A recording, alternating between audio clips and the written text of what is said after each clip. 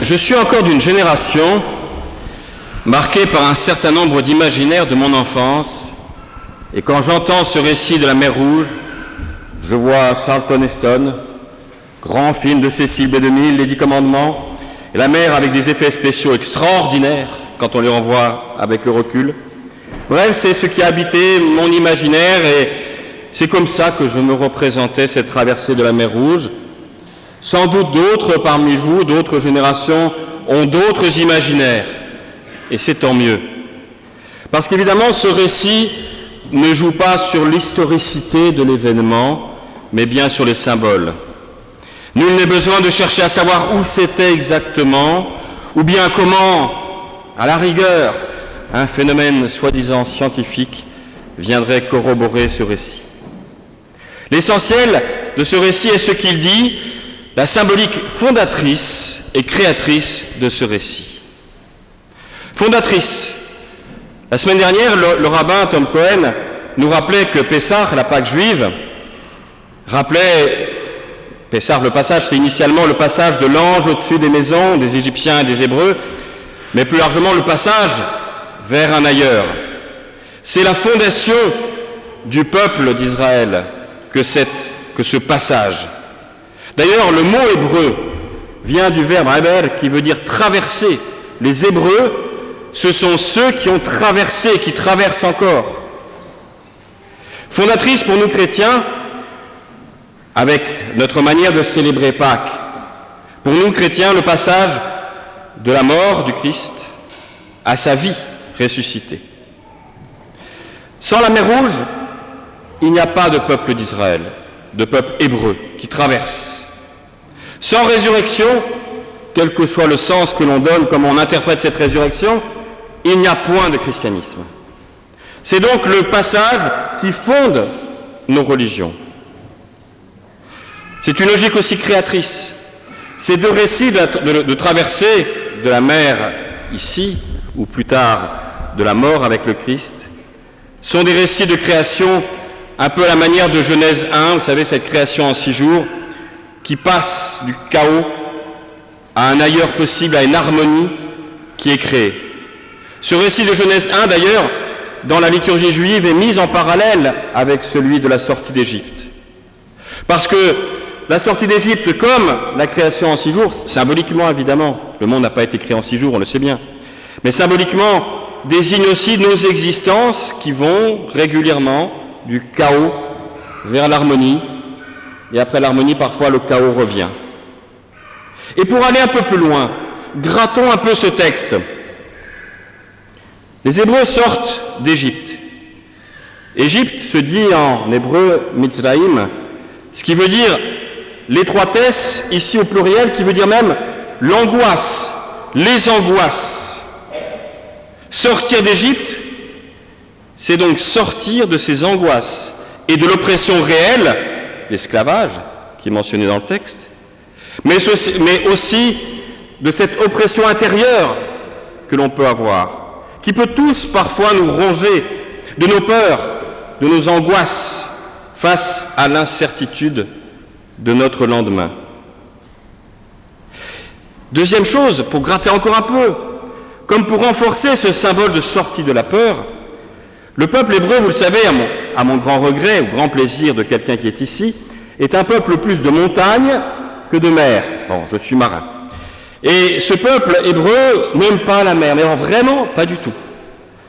Tout ce qui évoque la mer est quasiment partout sujet de mort ou sujet d'angoisse, du poisson de Jonas aux bêtes de Job. Et voici ici que la mer se retire grâce à Dieu.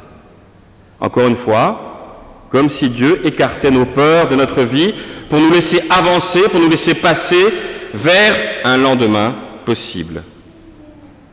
Allons encore plus loin.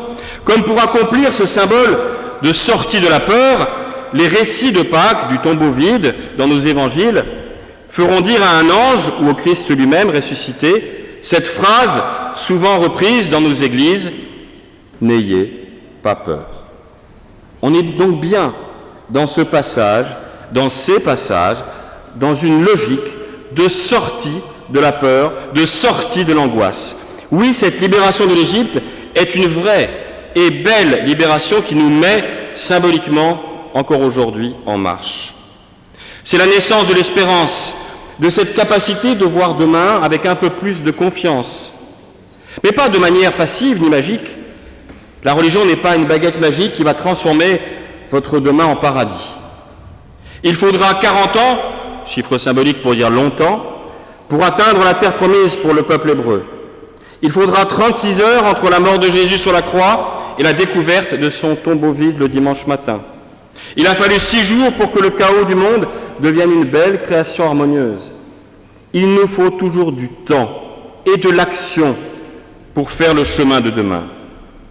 Notre vie est effectivement faite de passages qui peuvent devenir, je l'espère, des libérations. Ce n'est pas un hasard si dans les rites de vie, on parle de passage. Le rite du baptême que nous avons célébré ce matin, ce sacrement du baptême, correspond, vous le savez, dans tous les peuples, dans toutes les civilisations, à ce rite de passage vers la vie, ce rite autour de la naissance. Il y a aussi le rite que nous allons célébrer à la Pentecôte, de passage de l'adolescence à l'âge adulte, rite de passage d'initiation que nous appelons confirmation. Il y a le rite de passage de célibataire à homme ou femme marié. Et bien sûr, évidemment, rite de passage vers un ailleurs dans les funérailles. D'ailleurs, tous ces rites dans nos églises sont toujours construits comme un passage, certes, mais surtout comme un accueil. Le baptême de Jacques, c'est bien un accueil, et sa mère, au nom des parents, a bien dit cette dimension importante pour eux de l'accueil.